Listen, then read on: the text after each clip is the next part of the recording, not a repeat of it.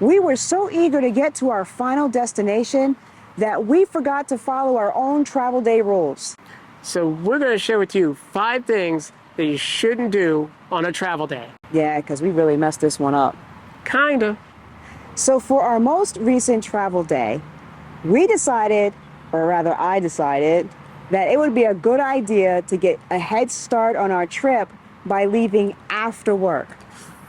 That didn't work out so well. No. When you plan your trip and you set your schedule, unless something happens, you should stick to that schedule. The reason why you would have a schedule for a trip is just to know what you're going to do when. And not only that, but we had originally planned the trip so that we could both get a good night's rest before we started out. And what ended up happening is that we ended up driving and arriving way later to our destination than planned because a number of things happened. Whereas if we had waited till the next day, it probably wouldn't have been so bad, and we would have gotten here at the same time. Most likely. Definitely. Ah, come on. If you're a weekend adventurer like us, don't wait till the day of your trip to go to your rig and just drive away. Because you never know exactly what can happen when you get to your rig. Now, normally, John and I like to get there the day before. We'll load up some items that we want for the trip, and this way, if we forget anything, we have an extra day to kind of think about it. And maybe even fuel up. That's true. But then also, we'll make sure that things are running well on the RV. So we're doing our pre-trip circle check. We are making sure that the engine will start up. We make sure that we have all of our fluids at their proper levels. This time, we didn't follow our own advice. And what happened, John? Nothing that I remember. John. Fine. The house batteries were dead. And? The generator wouldn't start. And? We couldn't raise our front windshield blind. And? We couldn't get to the battery underneath the steps. Yeah, one of the screws is in there way too tight.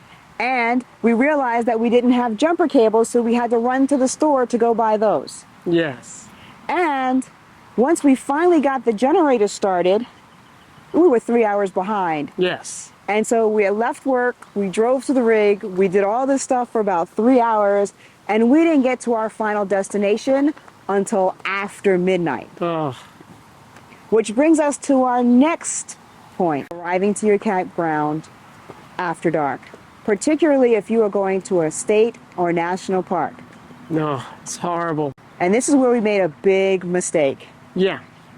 We decided that we would still continue with our trip after spending 3 hours trying to get the rig so that we could actually drive it.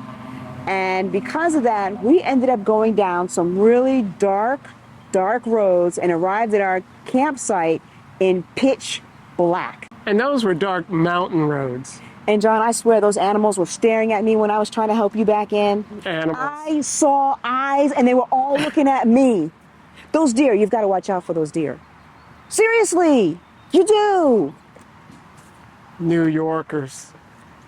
So the fourth thing that you should never do on travel day is deviate from your route unless absolutely necessary. When you are planning to go to a campground, you route out your trip based on the specifications of your rig and where you feel comfortable driving. On our last trip, John and I decided that we would listen to our map app and save ourselves 45 minutes by taking a detour off the highway and going another route. It was a shortcut. And this was all because I really wanted to get to our final destination on time. Things didn't go so well because that 45-minute shortcut ended up taking us 2.5 hours more to get to our campground. It wasn't really a shortcut designed for a rig. It wasn't a shortcut at all because we went up mountainous roads in the dark where the speed limit for trucks was only 20 miles per hour. And we had a truck right in front of us. And even if we didn't have a truck right in front of us, 35. I do not think our Class A gas engine would have been able to go much faster anyway. We could. We went 35 without the truck in front of us. Stick to that route. There's a reason why you chose it. Yep. You did your research. Don't deviate unless you absolutely, positively have to, or you'll end up like us. Yeah. So not only did we end up behind schedule, but neither one of us had had dinner. So at this point, our tempers with each other, we're starting to get very short with each other because we're tired. It was late. We're stressed. Yep. We're running behind schedule. Yep. We're looking at arriving to our campground around midnight. We know there are going to be some small dark roads. Still trying to get to the Glamp out, sponsored by the Adventure Bandits. But we have no groceries because we decided to leave the night before and we were in a hurry and we figured, oh, we can just stop somewhere and get groceries. Right. So we stop, we find a Walmart, Yep. pick up some groceries. We bring the groceries back to the rig. We open up the refrigerator and what happens, John? There's beer everywhere. Now we had an exploding Corona Yes. that we had to clean up as well before we could get our groceries in. At this point, We're the done. two of us, we're done. We're done with each other, right? Yeah. We're done with the trip. Oh my gosh. We're done with the RV. We just are like, what the heck happens? What else could possibly go wrong? Oh, there could be more. And there was more. So that brings me to the final thing that you should not do on travel day. And that is with RVing, with camping, you have to always be prepared for the unexpected. Like just now, our camera just moved all by itself. I guess we should move. That was So we'll move with, see, this is dealing with the unexpected. This is what we're talking about. You have to keep your stress levels down the best you can. Take a break.